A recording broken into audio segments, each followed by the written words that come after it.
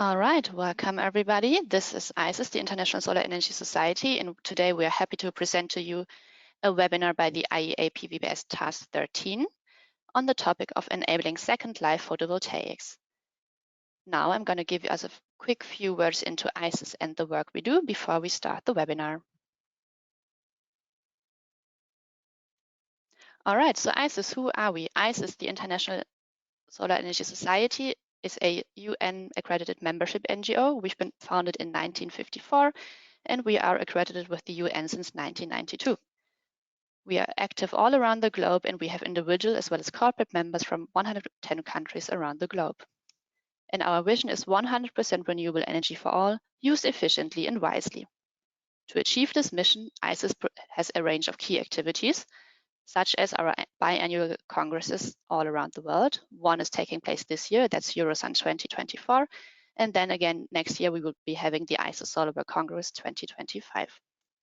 We also produce two key publications. One is Solar Energy Journal, which is quite a prestigious and well-established journal, which started its publication in 1957.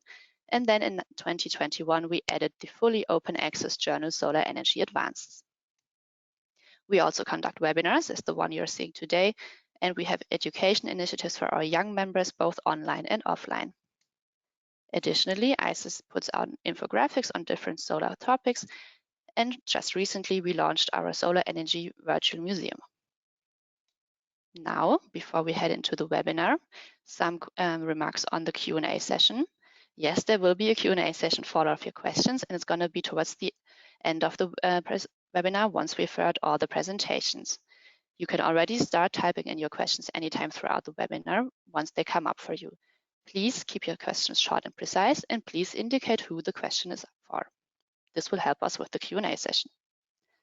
Now, it's my pleasure to introduce you to our moderator for today, which is Gernot Oreski. Gernot is going to be the moderator and also the first presenter for this webinar.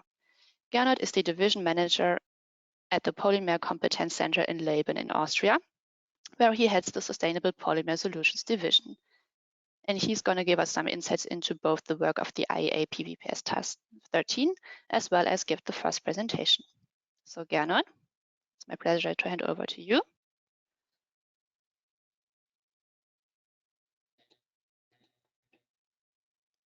One second while we share the screen.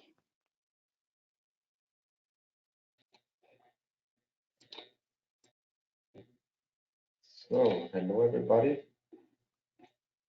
Screen sharing on. So, today I have the honor. So, do you see my screen? I'm not sure. Yes, we can. Do you see me or my presentation? I see your desktop. I don't see your presentation. It's opening. Okay, how can we fix this? Okay, I'm sorry for that.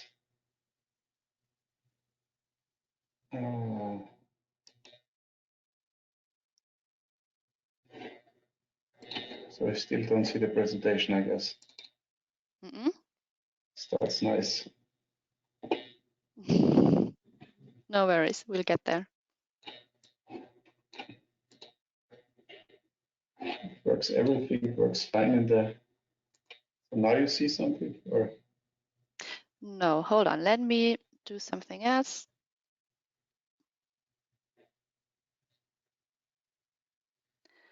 All right, I'm going to reshare the call to share your screen, and when you accept it, please hit the little arrow that lets you select whatever you want to share. There you go. Oh, the arrow comes up at this screen down below here.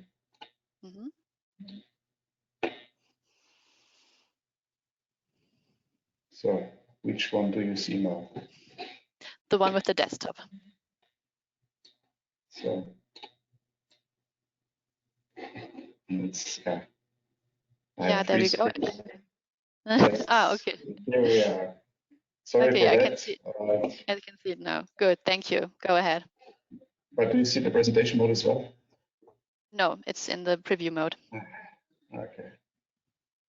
Sorry for that. I have 3 screens and technical problems because our IT is not working as it should be. No.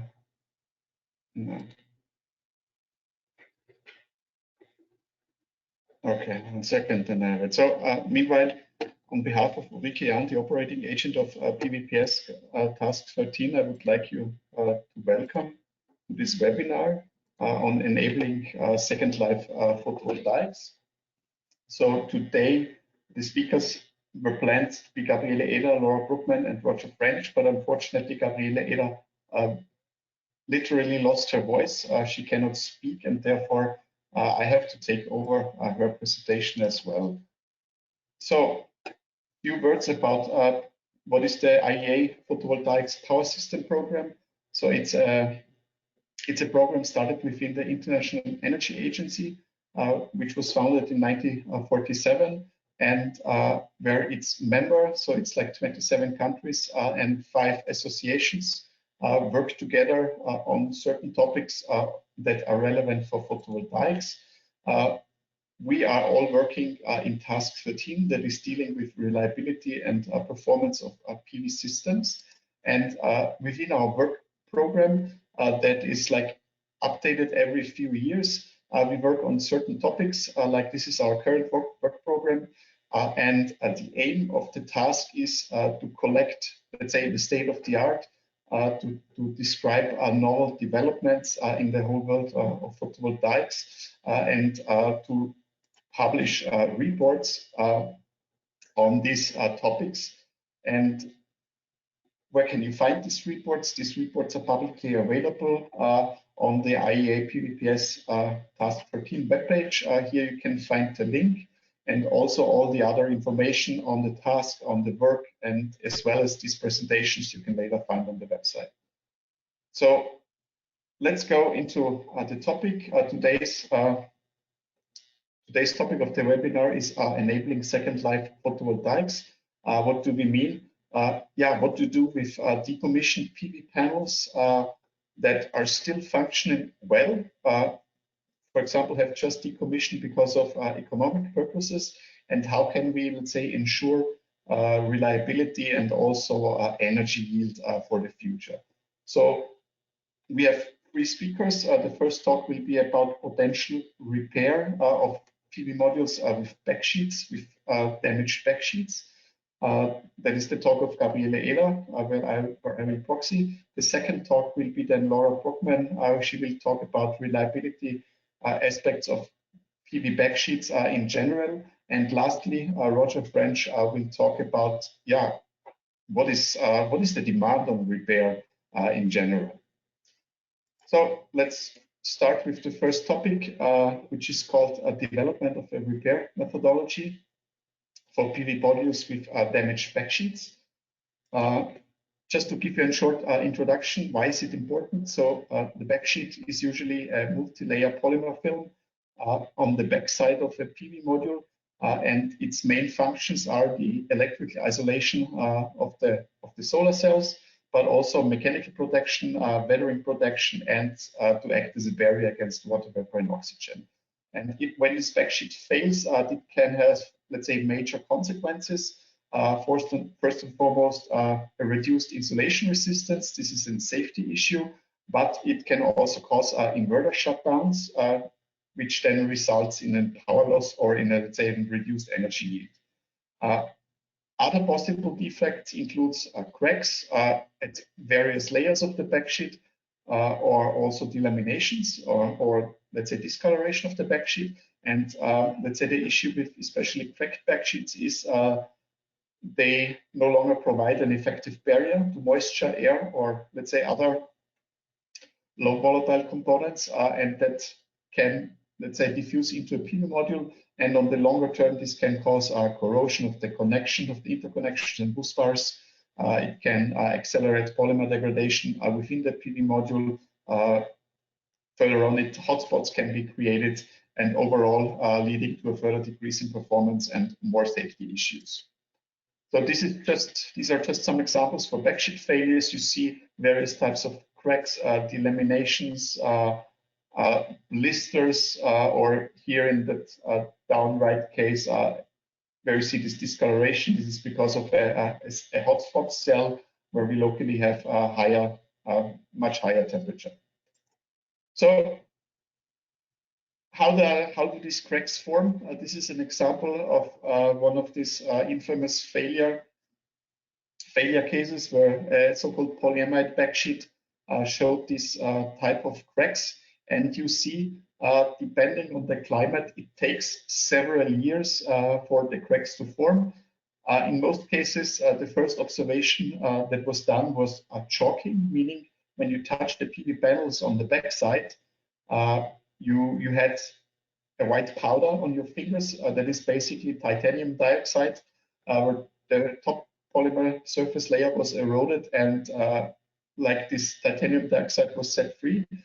In the next step, you saw small micro cracks forming on the surface that over time grow to really deep cracks, in most cases above the bus bars, where we have additional stresses.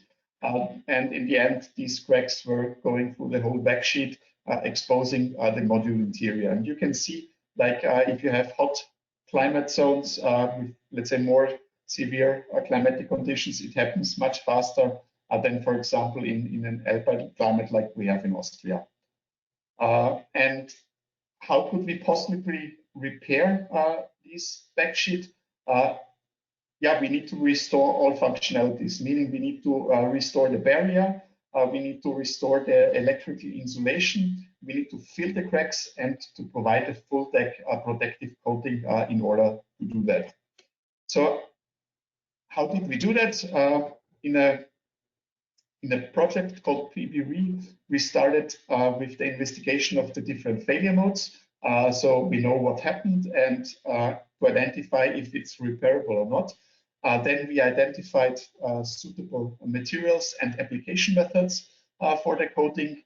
And then we started repair trials with and without dismantling of the PV modules.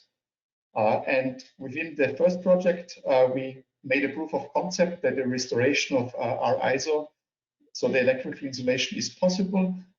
We showed that the coatings are stable upon accelerated weathering procedures, and also we are currently still working on the natural weathering stability. So let's get a little bit more into detail. So how did we identify suitable materials?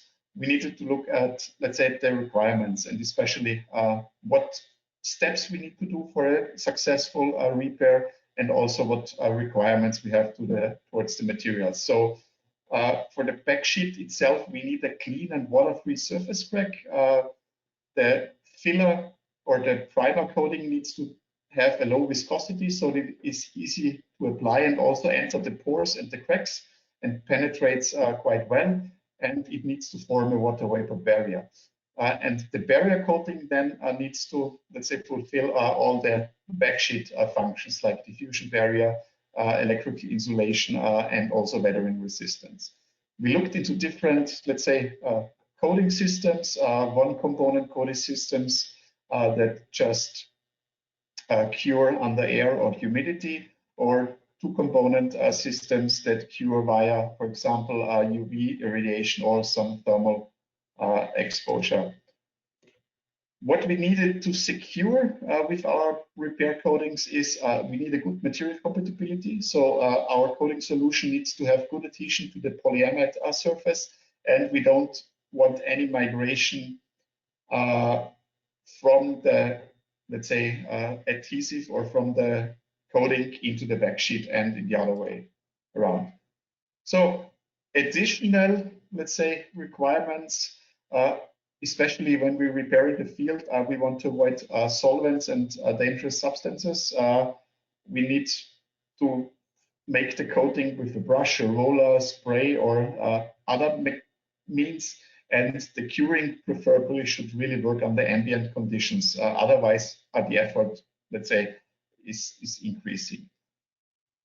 Next to the coatings, we also looked into application of tapes or foils with a pressure-sensitive adhesive. And here, again, also the surface must be clean, and probably we need a surface pre-treatment in order to increase adhesion. and also we need a good wettability of the adhesives. So these were the requirements. How did we then do the repair? Overall, this is the outcome of the project. And if you're interested in the whole procedure, you will see we did 2 publications on that that are open access, so you can look them up at the respective journals. So first, we did a cleaning of the surface with just a damp towel, and then waited for a few minutes in order to have a dry surface. Then we did the coating. That could be a 1 or a 2-step application for crack filling and continuous stack. And obviously, it's easier when you dismantle the module and do the process in a horizontal position, but we also did in-field repair without module dismounting. The repair materials, so we found a modified polyurethane 2-component coatings and flowable 1-component silicon coatings to show the best results, where we applied thicknesses between 100 and 200 microns. We also tested different tapes that we adhered. And how did we do the application? Yeah, with spray coating, with brush, or let's say very efficient is squeegee, where you can cover, let's say, larger areas quite efficiently, and with some, let's say, exercise also very consistent. Yeah, and as I already teased, we were successful. We could show that both of our coating solutions sealed the crack and also added an additional protection layer on top of the whole backsheet. So we really did the job there. We were successful, and additionally, we also could restore the wet leakage insulation of the PV module with that coating. The coating showed a great stability upon accelerated aging tests, where we did especially damp heat and thermal cycling in order to see if there are chemical changes in the coating or if it shows delaminations or mechanical failures.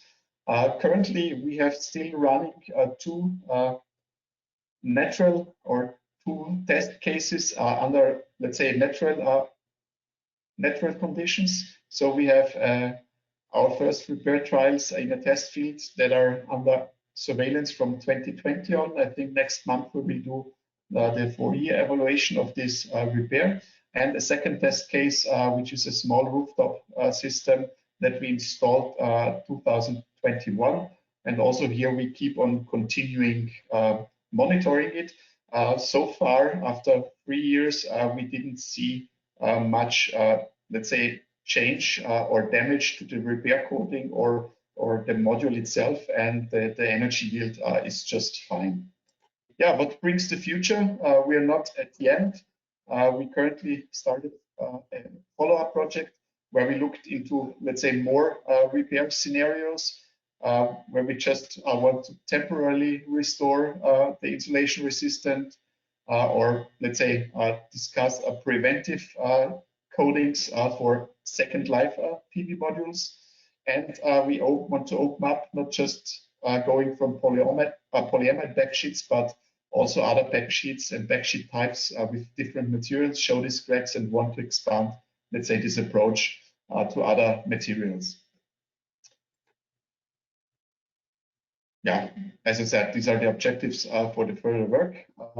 And additionally, we see that a lot of backsheet damages also, let's say, result from transport or assembly of the PV system. And also here we want to look deeper into, let's say, localized repair solutions, and especially the reliability of these repair solutions in the future.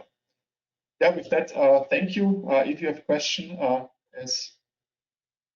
as told before, please post them in the chat, and we would be happy. So Gabriela is present, and we would be happy to answer all your questions later on. And again, I'm sorry for the confusion at the beginning, and also that I'm not that fluid for the presentation, because I just got it yesterday, the information that I need to hold this presentation.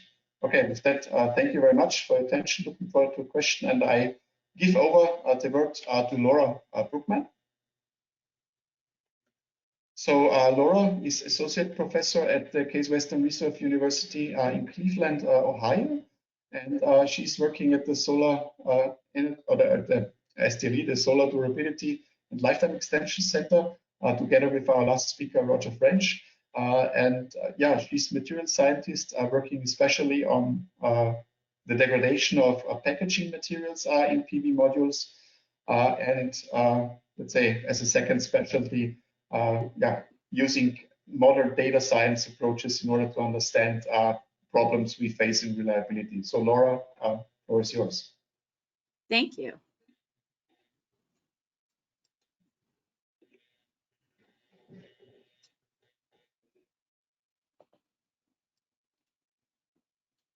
You're seeing my screen? Mm-hmm. Could you go to full Okay. mode? Yep.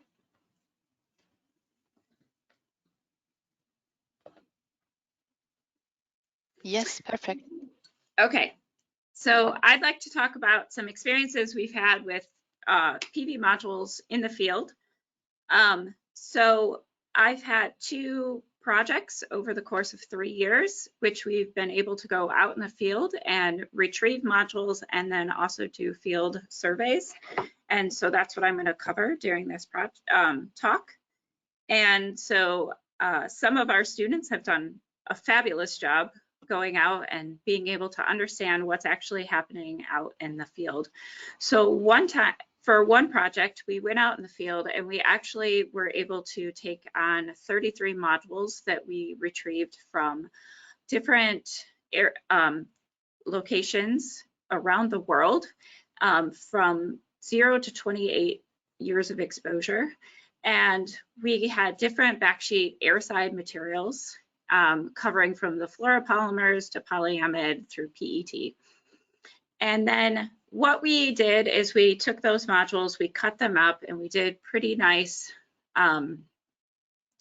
analysis, and several papers have come out of those. And one here, which was published in Solar Energy, if you want an in-depth analysis of what we were completed on those modules. One thing we also really started looking at is that although these modules were really insightful and we got a really good understanding of what was happening in the field, they weren't necessarily representative of every module that was happening in the field, because many of these modules that were coming back to us were because they had failed. They were given to us because people were potentially upset, they were returning them, they had identified a problem, and so we didn't get a really good representation of what was happening across many backsheets. So some observations that we saw in these modules is PVDF. Interestingly enough, we saw that they had alpha and beta phase in their crystalline phase. We were unable to identify if those were happening prior at 0 ages or if those had changes during the course of the exposure time. For PVF, we had minimal changes to yellowness index or gloss over up to 28 years of exposure. In that case, we had a module that had been stored in a shed that had never, quote, been exposed outdoors, but had definitely had thermal changes because it had been sitting in a shed. For PET, we had extensive discoloration, yellowness index, and we also had a wide range of variability in the yellowness index. For polyamide, we saw the typical things that we have discussed all over the literature: severe cracking, microcracks, high yellowness index changes, and we also had decrease in gloss with exposure time. So some observations here that we saw is for PVF, we saw some delamination. These were also modules that had been exposed in California for 28 years. We also saw mold growth on those. For PET, interestingly enough, we saw pitting in modules that were 4 years old. We also saw some modules with clear outer layer PET, so they were not filled with TiO2, and in those cases we saw microcracking. And additionally, just like I had said, we saw these back sheets of polyamide with severe cracking in between the cells and also microcracking and also mold growth. And interestingly, also when you look at in the yellow here for polyamide modules, we saw two modules here, PA3 and PA6, who were taken at the same climate zone, so CFA, and they had similar years of exposure. These are on measurements of yellowness index at the same exact module, just at different points all over the module. And you'll see that yellowness index is very varied over the whole course of the whole backsheet. And so what you see here is that we're having non-uniform discoloration and degradation over the scope of the module.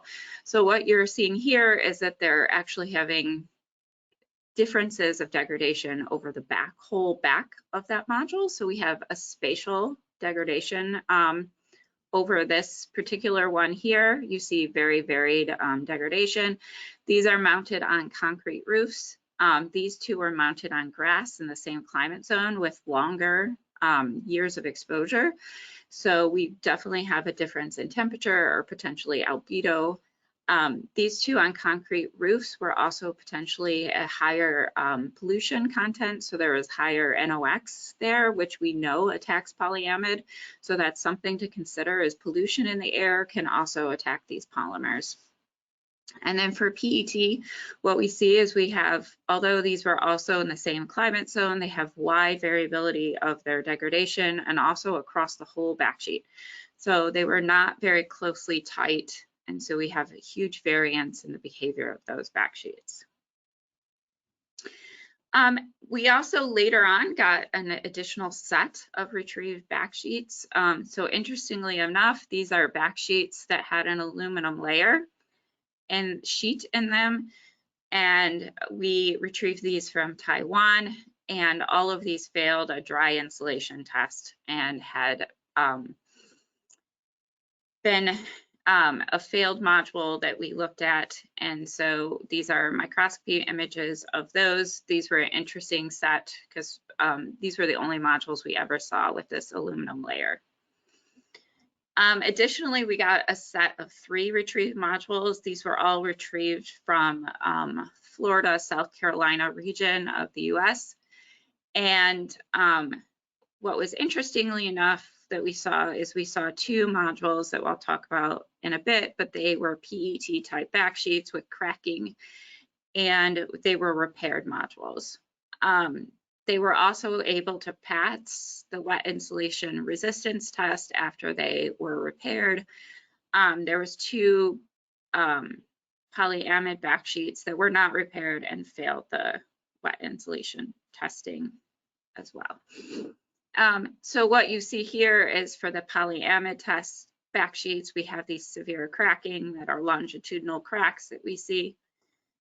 And the PET backsheets that failed the wet insulation testing, there was no particular cracks that we saw on these backsheets. And then these were the 2 PET backsheets that were repaired, and they were, here's a little close-up picture that you can see they were repaired right around the junction box and then down the module. This is obviously a tape that was put on, and then they were still out in the field for a while and then taken off the field after repairing. Additionally, because we knew that retrieving modules, we're often getting these failed modules, so we're self-selecting modules that we're taking off the field, we wanted to go out and do some field surveys and understand what is happening out in the field. So the first field survey we did was out in Maryland, and this is a picture of actually the field that we went out, and you can see the gray rock that we have here. And we noticed as soon as we did this field survey, so this is yellowness index. We're using yellowness index because it was pretty easy to go do measurements quickly. And we could do them efficiently on the backside of the module. Students could take measurements multiple places on the backside. We had already seen that there was non-uniform degradation over the space of a module individually. And what you see here is that as we go down this row of a module, we have higher yellowness index at the ends. This yellow row here is actually the bottom row. The blue row here is this top along the way.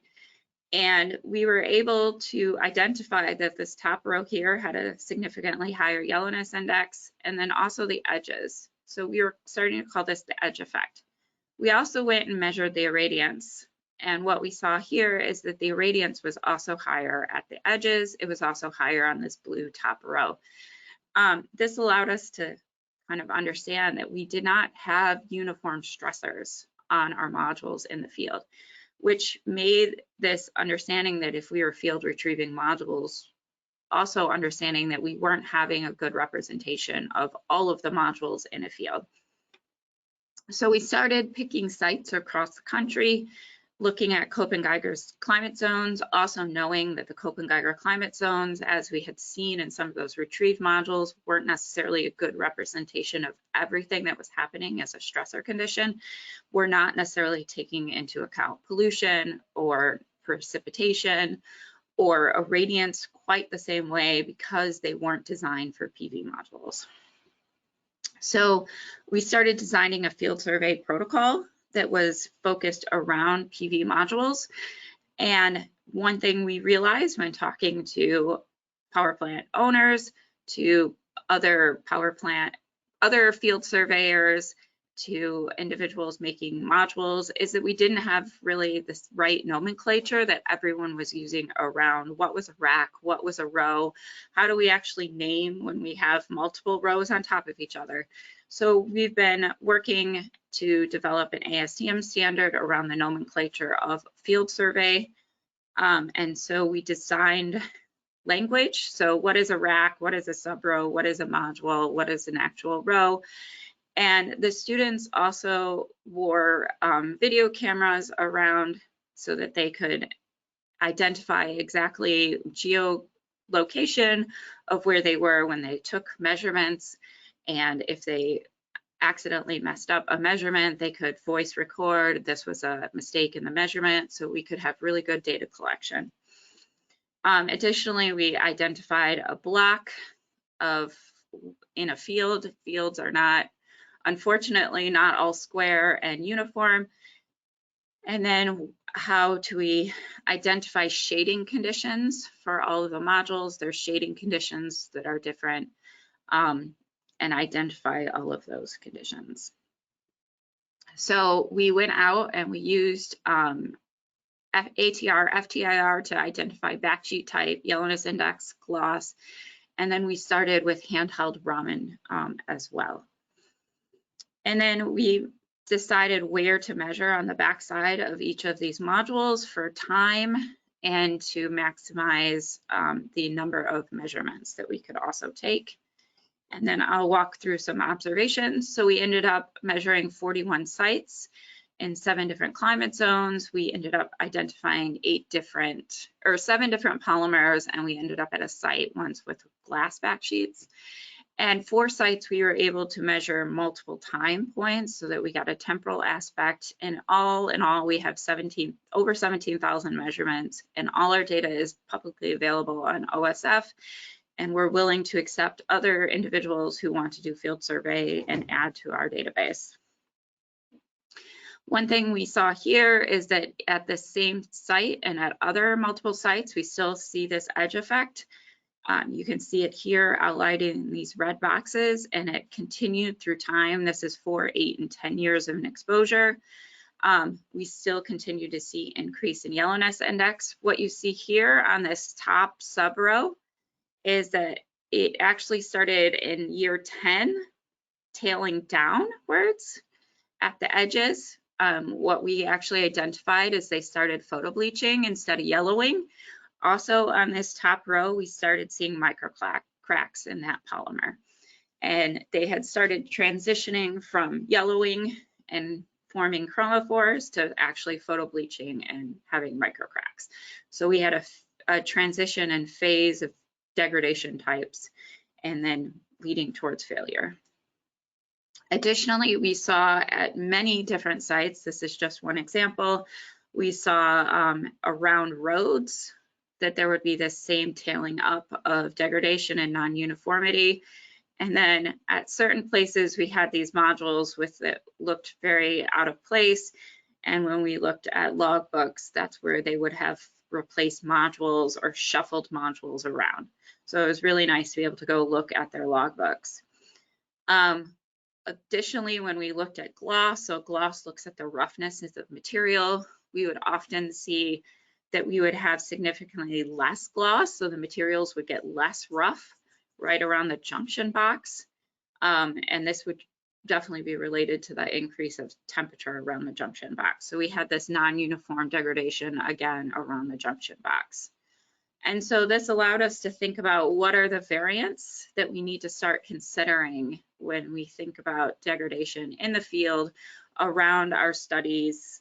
And the idea here, one of the things we really need to consider in our fielded modules is that irradiance is definitely impacted by ground cover. So gray rock is impacting albedo, grass seems to really decrease it, roads are increasing degradation, and also the distance to the ground is something we started measuring for these modules. And also we started looking at how much water was sitting on the backside of the module, how much dew point was there. So I'll quickly go through. We started simulating how much irradiance was on the backside of the modules with NREL's bifacial irradiance package.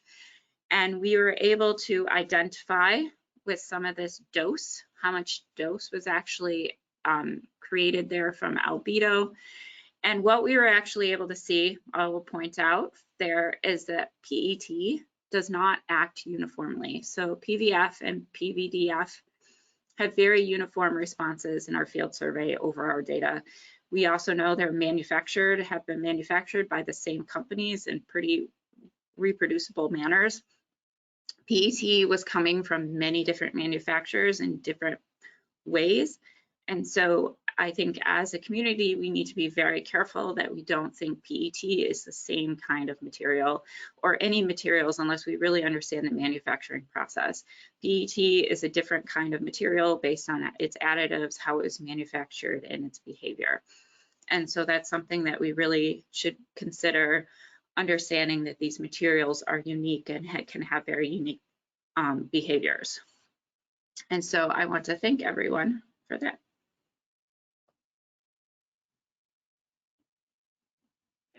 So thanks, Laura. I think you nicely showed that there is need for repair, especially when we really think of prolonging the lifetime of a PV module. Okay, next we will have Roger French. He's also from Case Western Reserve University in Cleveland. I guess sitting next, office next to Laura right now.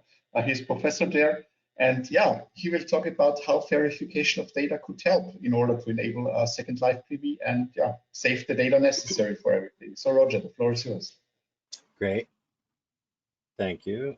Show the screen.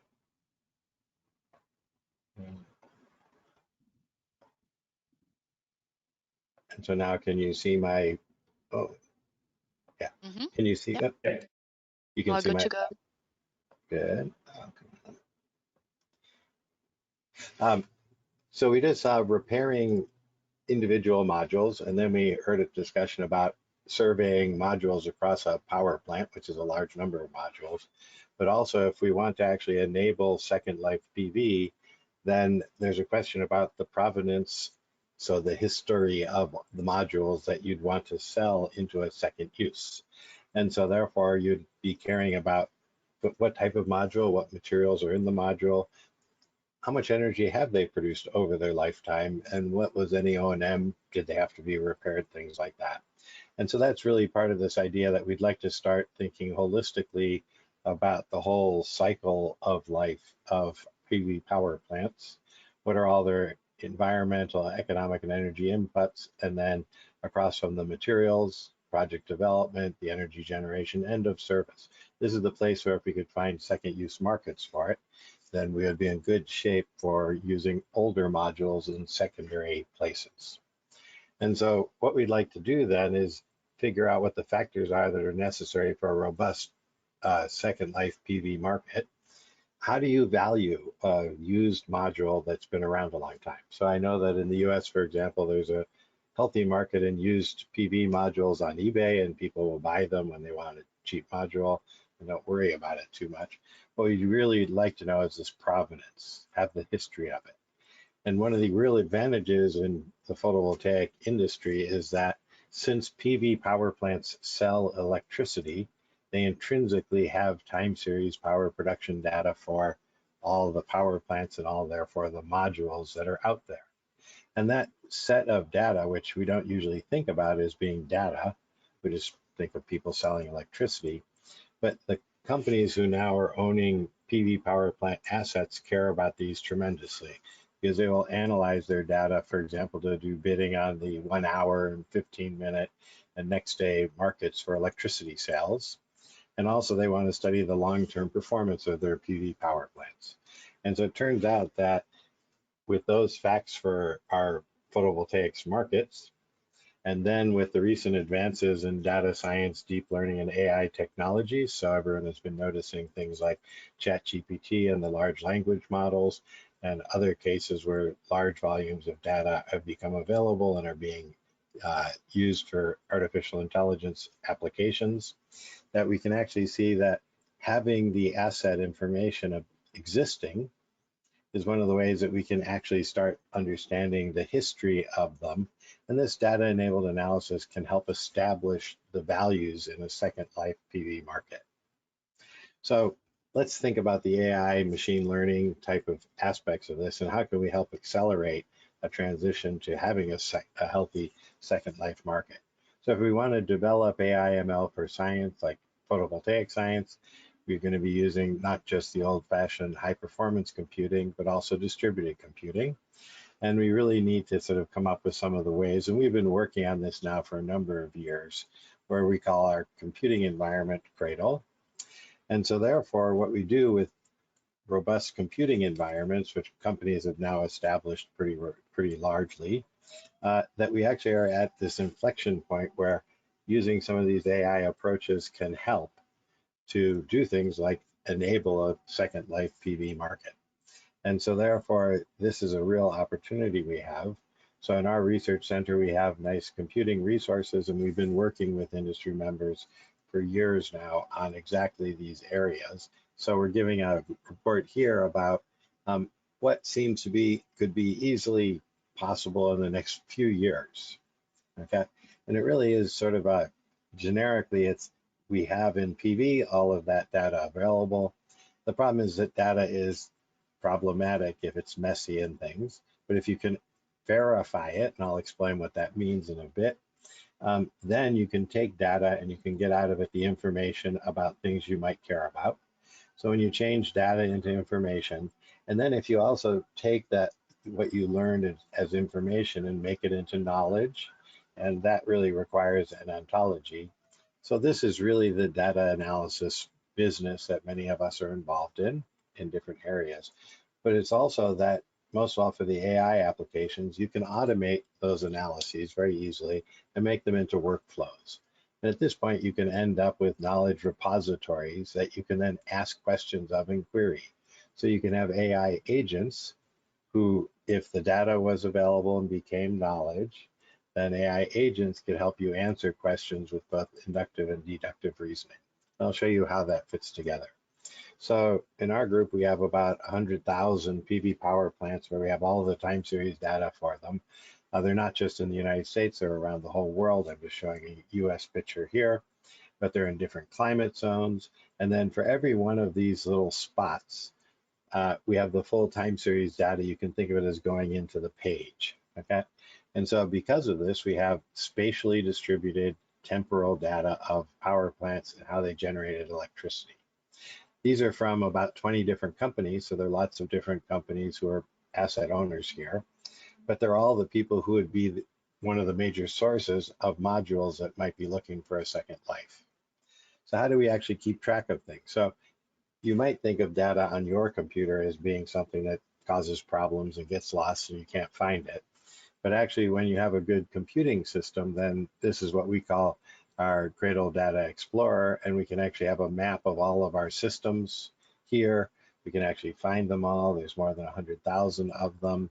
And then we can actually go down to any single power plant. We'll see the metadata stored here about them. Oh, so that's interesting, because that would be part of what would tell us our history.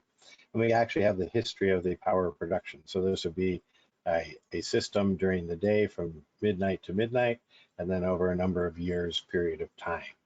So we can actually find these. We can actually organize massive volumes of data.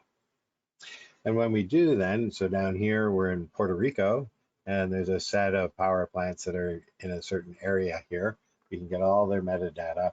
We can find their information. Notice that the data actually looks like it has missing gaps and other problems. This turns out to be one of the big problems in PV power plant data, that there's missingness, there's missing aspects, and this can impact tremendously how it works. But a real advance with the recent AI advances in graph neural network models mean that we can look at two different inverters here, or two different sites, and they have some missing data. Here's some data that's there, but it's obviously not correct. Okay. Nowadays, when we analyze a whole fleet of thousands of systems, we can then use nearby systems to impute the missing data and improve the quality of what we have. That turns out to be very important in improving the quality of the performance loss rate, for example, that the asset owners really care about. So they're managing their assets because they're big commercial power plants, and they really care about these details. This is a benefit. The fact that this type of analysis is happening is a benefit to a second life market.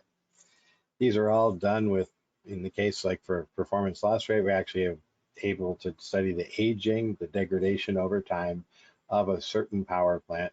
And we do this on thousands of power plants all at the same time. We analyze them in mass. So a total fleet analysis over here.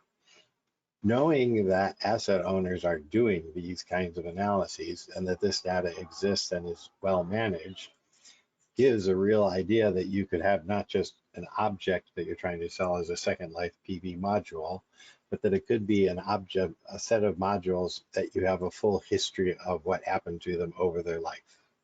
Okay, for example, we'll know the weather they were exposed to, how much power they've produced, were there any hailstorms nearby, things like that.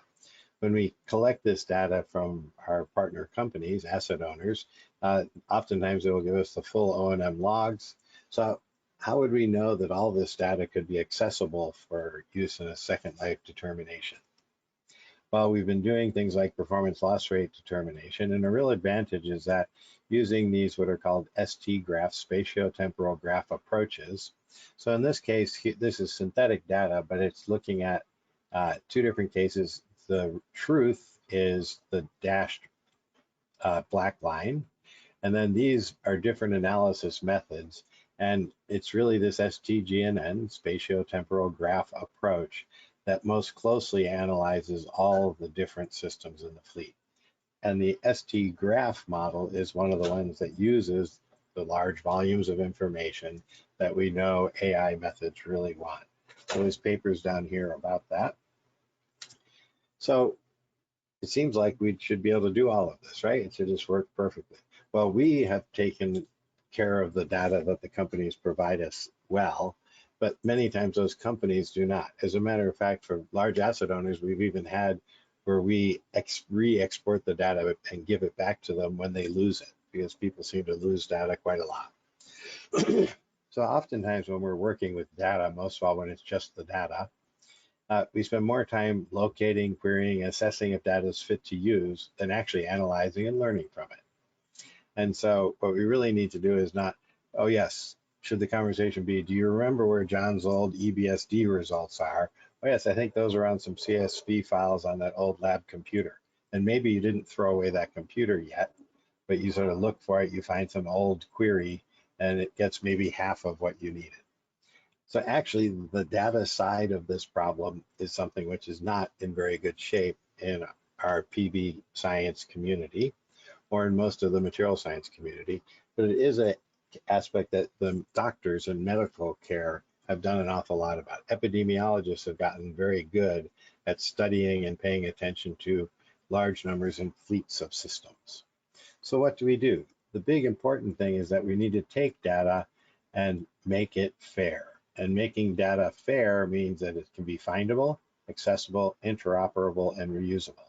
And these sound like a generic concept that we're not sure exactly how to do that, but it does turn out that you can take that unstructured real data, weather data, operation and maintenance logs, power production, and if you have an ontology, which is basically a dictionary of terms and relationships, then you can organize the data, storing it in what's called a JSON LD. JSON is just the language of the web, okay, the World Wide Web.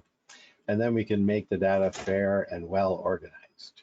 And there's nice principles for doing this, and we're making a lot of progress. So there are a couple of papers down here about that. And so I'll sort of show you what that process is, because this is what would enable us to know the value of things. So for example, here's SolarEdge and Brookfield Renewables. These are two of the PV companies that we work with. So that raw data that comes from them, we ingest it into our computing system. We then make it fair. And when we do that, well, we actually are developing the open source tools for the community to use. They're called FAIR materials. So you can verify your data as you go. So we're enabling everyone else to do the same thing.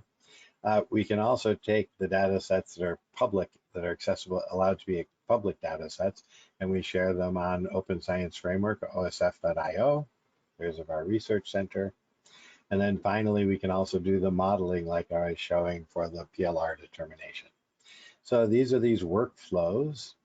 And as more and more of the industry goes towards this, and the Second Life PV market doesn't have to be pushing anyone to do this, because the power plant owners who are growing, their financial opportunity is growing tremendously. More and more PV electricity is being used globally. It means that it's in their own interest to manage their data, learn from it, and take care of it. So what's that ontology that's going to help us make data into something different? Well, the ontology is basically, if we just have a bunch of data here, then we can make it into information. And if we can have it as information because we analyzed it, then we connect it together with relationships, it becomes knowledge. So for example, the ontology would say here that a power plant has latitude. And so FSEC is a power plant that we study, FSEC, and it has latitude of 28.39. It's in Florida in the United States. So the ontology says we're going to define the word power plant and latitude, and then the values of it. Here's the name of a power plant, and there's its latitude. So really, ontologies are just a whole set of systems of data variable types and their relationships. And when you do this, then you have object relationship pairs. And this means that not just people can understand latitude is 28.39, but computers can. So this really enables computers. And so we've been developing the materials data science ontology. We do this as an open source initiative with that package to standardize terminology across the materials domain. So PV science is one of them. And even though we don't require people to change all their own variables, we basically make it so that the computer can look up and check whether we already know your variables. So this is a real big breakthrough in knowledge management for photovoltaics. What it actually looks like is that we do have a graph which has all of the terms for example, here's the PV ontology, and here's the node for just the PV site. And these would be all the aspects of a PV site. And that will mean that we know about the backsheet that Professor Bruckman was talking about. We know about the modules, about the site, and these are all the terms that we have defined for it. We can also now check globally, because this is an open source project, and we can see that the materials data science ontology, where the PV is also being connected to in another one called the PMD core ontology. So we can check now on the internet to make sure that our terms are making sense. That means a computer could also check on the internet to make sure it understands the variables that you hand it for doing some calculations. So these are really a big advance. They come from using graphs, And so this is an example of two representations of graphs. The computer ends up processing as triples, factual triples, but this would be a graph about Albert Einstein, who was the son of Hans Albert Einstein. He was an expert in physics. He proposed the theory of relativity was proposed by him. He was the winner of the Nobel Prize. That is where you get AI reasoning from, okay, inductive and deductive reasoning. And so that means that the same graph approach that we're used for actually power forecasting and PLR determination enables this reasoning, which would allow us to then go looking at things that way. And so we're really moving rather quickly then into, this would be an area of foundation models and graph neural network models. This is how we do the analysis of performance of systems. And then we store those results into the knowledge graph.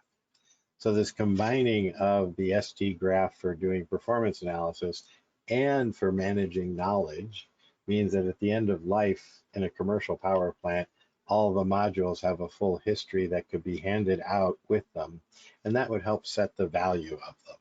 That would be know the history of your PV modules, track it through its lifetime. That time series data does that. And so in task 13 and another subtask, we're actually working on a report on PV data models and digital twins to help do this. So that really is an example of this AI inflection point that fair data can allow in the PV universe. And so with that, I'll see if there are questions. So, thank you very much, Roger. There are indeed questions, and I would say we start with your questions and then we go back, if that's okay. Mm-hmm. So, first question to you regarding, let's say, the use of artificial intelligence, machine learning. Can you comment on the state of the art on image analysis, especially infrared and EL imaging to detect PV failures? Mm-hmm. So that's one of the things. So there's the use of UV fluorescence measurements is something which many groups both in around the world and in Europe and in the US are working on. We have a project where we've been looking at the UV fluorescence, and it's one of those things that is a very useful at commercial power plant sites. For example, you can survey large numbers of modules, like in the studies that Professor Ruckman was discussing, and to quantify and check that an individual module might have gotten a crack and start having some degradation enhanced by cracks in it versus other ones would be in good shape. So these kinds of screenings of modules before they would go into a second life market could be very useful. And again, those are being done. We do them again with neural network modeling in the same kind of way, and we verify the data so it becomes part of this knowledge history of every module. Yeah, continuing with that, what other additional measures would be recommended to increase the efficiency of errors, loss detection algorithms for PV plant operations? Mm-hmm. So what we often do is that we will study, because we have a nice big population of modules in many climate zones and from many providers and many technologies, that really is what allows us to do epidemiological studies. So think of medical studies across populations and countries and things like that. That's exactly the same thing that we tend to do with PV. And so this is the way that we can go checking. So we can look in one subset of modules in one climate zone and see if we find a phenomena. But then we can go check in a different set in a different location, different technology, and make sure that we have seen the same phenomena. So that we don't have to just believe what the AI says, but we can instead be checking it as the actual human in the loop. And so I think that that's an important thing to distinguish. Mostly people think of artificial intelligence as autonomous, where the machine, the computer, is making all the decisions and doing things. I think actually we're going to use it as an agent, a helper to us humans, to be able to analyze large volumes of data that we would struggle with analyzing, but that we would have the human in the loop, that it would say, I would ask this question of my ChatGPT type model, let's say, and it would tell me the answer to what I asked. And then it might also suggest, but have you thought about this factor or that factor? That's where the deductive reasoning of an AI agent comes in. It can be very beneficial. This is what doctors find to be very helpful in the use of AI in medicine. So maybe one last question to you, Roger. What parts of the history of PV modules do you think could affect the value the most? I think from what we've learned is that the period of time, which was sort of 2008 to 2014, during which polyamide was chosen as a backsheet polymer due to lower cost, those modules are ones that have been problematic in how they last compared to other materials used in backsheets. And so knowing the material used in the backsheet of modules that you're looking to buy on a second life market would be very important. It's also knowing about the bill of materials, so it's not usually a known thing, but it is something which we can learn specific things about as we go. And I believe because the major purchasers of PV modules are these large asset owners, if they actually wanted to have declared BOM for the modules they buy, I'm sure that the vendors would sell the modules with the bill of materials. So it's the question of, do you really want the data? And if so, you should ask for it. And I bet you they give it to you. Okay. So maybe a question to Laura. The question is, if backsheet cracking caused already a microcrack on the solar cell, does it still make sense to repair the backsheet? Maybe it's also a question to Gabi and me, but Can you repeat it? Sorry. If backsheet cracking causes already a microcrack in the solar cell, does it still make sense to repair the backsheet? I think we can still repair these backsheets, right? And I think we're seeing from your work and Gabby's work that we can have repair in them. And they're passing some of these testing. And I think it's important if we're thinking about lifetime, especially second life, if there still can be qualified that the whole technology is still producing electricity, that's a good idea. There's another question that I'm not popping in. Let's say it's more a statement. Maybe we can discuss this. A module with double glass do not present these drawbacks. They are more resistant and the useful life is longer. The future trend will be double glass, or the industry is working on backsheet materials to prevent fires, with better insulation, better environment protection. It's more than a statement. I don't know. Maybe Roger and Laura, do you agree with that? That the future will be exclusively double glass and there are no issues with double glass, or will we see even a significant share of glass backsheet modules? So I know that in a study that we did, we directly compared for PERC module technologies, both double glass and glass backsheet. And oftentimes it's been said on the basic physics of the structure of a double glass module that cell cracking would be less of a problem in double glass compared to glass polymer backsheet modules. But that's not actually what we found, that correctly designed glass polymer backsheet modules can be as robust for avoiding cell cracking as double glass ones. And so then there's always the installer's perspective, which is that double glass modules, if they weigh more, make installations harder. And then the cost aspects of it are always up in the air. So I'm not sure that it comes down strongly on just the side of double glass modules.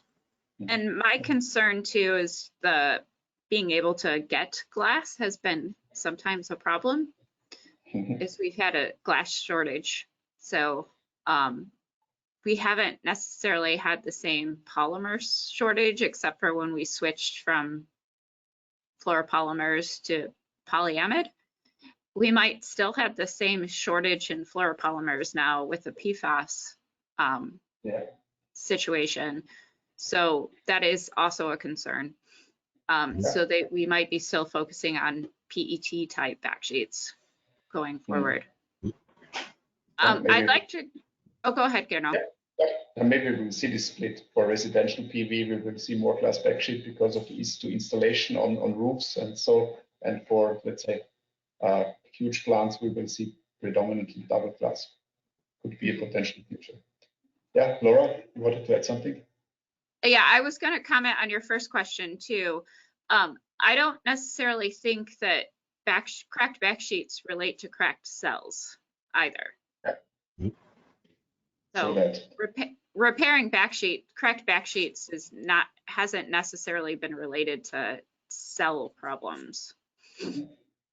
Okay, there have been 2 or 3 quick questions on the repair strategy. So first one, what materials did you use for your coating solution? So one time was a silicone material provided by Dow Silicones, and it's available on the market. The second one is a 2-component polyurethane coating by Kansai Helios.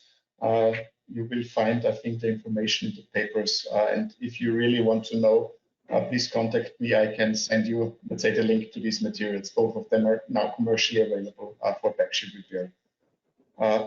Second short questions. Are all these cracks occurred because of thermal stress or some mechanical means? Yeah, it's thermomechanical stress. So we have internal stresses over the ribbons where these cracks formed. We have the, let's say, day-night expansion, contraction of the PV modules, and the coefficient of thermal expansion mismatches, and all of that contribute to crack growing in the backsheet. It was not a singular mechanical load like a snow load or wind load or something like this. And there was another. Yeah, what are safety issues? I think safety issues is when we fail the wet leakage insulation test. That's the biggest safety issue that we can have when a backsheet fails. And what is this question? Yeah, I think that is what Roger already answered a little bit. While bill of materials is variable for any given manufacturing line, has anyone attempted to compile a list or spreadsheet showing which backsheet materials are used for particular manufacturers and part numbers? No, I think that's just too extensive and too much, and there are too many manufacturers out there. I don't think that's actually too much data, because we can handle large volumes. The computers can handle large volumes of data, and don't forget that collecting the data. The manufacturers take 2 EL images of every module they manufacture. Every module has a unique serial number, and so therefore the information exists. As long as it's already being made, all that we're asking would be access to it. Yeah, I guess that's the biggest issue. So in our retrieve module part, we had the same module number, and we had basically 4 different backsheets on them. But when we did field surveys, we never had a field where the modules were so randomly backsheeted. So it's definitely in commercial power plants that they're getting them in bulk, and they're pretty consistent unless they replace them. So where we did find like backsheets having non-uniform, material types is when they had gone through and replaced them, or when they had bought different lots and put them in. So for the most part, our backsheets were all consistent, except for when they installed them in a way where they hadn't purchased as a bulk unit. So for most of our 41 sites we looked at least along the strings, most of the time, they had been consistent. Okay, there are 3 more questions that popped up now. First one is economic question to the repair. So what is your opinion regarding economic cost of repair versus cost of exchanging and buying new modules? Yeah, I would say it rather depends. So in most cases, probably new modules would be cheaper than the repair, because it's rather labor intensive right now as we have the solutions, because it's right now done manually. When you have some sort of collection of decommissioned modules that you want to sell, then maybe you can think about automated coding, and that could be feasible. Feasible right now, it's for short-term repairs, and for example, we had the case repair of a PV system on top of a mountain at 3,000 meters or so, where the dismantling would be much more effort. You need to bring in a helicopter and stuff. So there the repair is actually feasible. Then there was a question to Laura still. Should we be concerned about the double phase PV models. I mean, I think the Bifacial? Bifacial PV models, degradation as a sustainable solution. So we didn't necessarily look at bifacial modules in our project, but the rear side irradiance modeling that we did would be an indicator to look at what the backside is looking at. So we do know that they're going to get non-uniform degradation or non-uniform albedo on the backside. I don't know what that's going to do to the cells. But we know we already get shading on the front side of cells, right? So it'd be a similar kind of concept that they're going to get this non-uniform, but I don't think it would be as harsh as shading, right? So it's kind of a gradual look. And I think that polymers are significantly more sensitive. We might see it in the encapsulants. So one more question for Roger. Regarding the need to improve the quality of data collected across many different sites, how much of the problem is software related versus hardware related versus logistical in nature? That's a good question. Yeah, for example, in the PV time series data from power plants, that is the one which might be due to mostly one is the reliability of internet connections, the way that data flows. And so that's one part of it. The other one is glitches from inverters or other equipment along the way that need to be reset. And but those issues are becoming ones that can be addressed during analysis, because when we do analysis, we always assess how much noise is there in a particular system's data versus how much information is there. And so you can do that. You don't have to just qualify data and say, I'm not going to use this one because I don't like it, how it looks. I'm going to use that one. Cherry picking data might be more problematic by humans than actually using statistical analysis and information theory to look at the quality of the information. We assess information entropy, which would be the amount of randomness in the noise that's of some data. And that's how we're doing these assessments of what would be the most likely imputed data when the data was missing. So methods are being developed for these things that are not the traditional ones that a person does if they're analyzing results of an experiment they did in their lab. Okay, meanwhile, Gabi Eder wrote that she never observed any micro cracks in cells on modules with cracked backsheets. So there is, at least so far, we don't see any connection between. And maybe the last question into the whole panel, what would be a fair price for second life PV modules compared to new ones or to the initial price, and what are criteria to consider while the remaining lifetime is uncertain? So I think that if one were to look at the idea that the power maintenance warranty that most modules have is a 20% drop in nameplate power from day one to either 20 or 25 years in. So therefore, if you know the nameplate of a module and it has been in the field and it's at 90% of nameplate power, maybe you would say it's got half its lifetime left. And then you could look at the price of a current module per watt and price the halfway through its life module's price. But also, in many cases, people who have power plants that are already installed and they're already generating electricity, I've never heard of any of them actually taking down their power plant and turning it off when it hits 80%.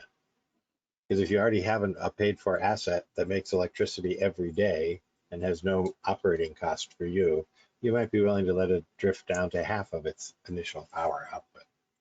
So the market pricing needs to be established, and that's where data plays a big role if it is available on establishing a solid pricing. Maybe just one thing, I heard in Germany there's quite, let's say, a lively second life and used module market because of the legal situation. Because when you have, let's say, long-term contracts for feed-in tariffs, you cannot change anything at the system. And when you have some, let's say, damaged modules because of hail or whatever, you can just exchange it with the exact same power, like the same power of the module. And so for certain module types, actually people pay higher prices than for new modules, just because they can just put them into this very old feed-in tariffs contracts. But this is a thing that I guess will fade out in the next years as well. Okay, I think we are more or less through all the questions that I've seen. Thank you very much, both of you, for joining this discussion, and also to all of you out there to listening to the webinar. So please take a look at the PVPS website. You will find a lot of interesting reports. And if you have further questions or are interested in that topic, please feel free to contact anybody of us in the future. With that, also thanks from our side to ISES and to Arabella for hosting us. And yeah, I give the last word to Arabella. Yes, thank you very much to the speakers and to you, Gernot, for taking us through the Q&A and for jumping in last minute on that first presentation. Just quickly before we close out the webinar, there are a few more informations I'd like to share. The first one is that yes, there will be a recording of the webinar, and yes, also the presentations will be made available to our attendees, and that's going to be via the ISES homepage as well as the IEA PVPS Task 13 homepage in a few days. For any ISES members on our call, please remember you have unlimited access to all of our webinars via the ISES members area, which you can find on the homepage. Second to last, I'd like to draw your attention to one of our upcoming conferences, and that is Eurosun 2024, the ISES and IEA SAC International Conference on Sustainable and Solar Energy for Buildings and Industry. This year, we are going to take Eurosun to Cyprus. It's going to be in the last week of August. We just closed out the call for papers. We are in the review process, and registration for Eurosun will be open very shortly. So keep an eye on Eurosun. You can find more information on the homepage. That's eurosun2024.org. And we're looking forward to seeing many of you in Cyprus in August. And then finally, it's not always about looking forward. It's also sometimes about looking back. And ISES has recently launched a new initiative. That's the ISES Online Solar Energy Museum. It's a fully virtual museum where you can take a walk through 60 plus years of solar history. And we are covering all kinds of solar history and technology development throughout 6 different galleries. And so we very much invite you to enjoy that museum. You can access it via the ISES homepage, and you can take a stroll. You can have a look at our 3D modules which are placed all throughout. There's a big 60 plus year timeline on all things relevant to solar development. All right, with that, once again, thank you very much for joining us. Stay in touch, and we are looking forward to meeting you on the next webinar. Bye, everybody. Bye. Thank you. Bye-bye.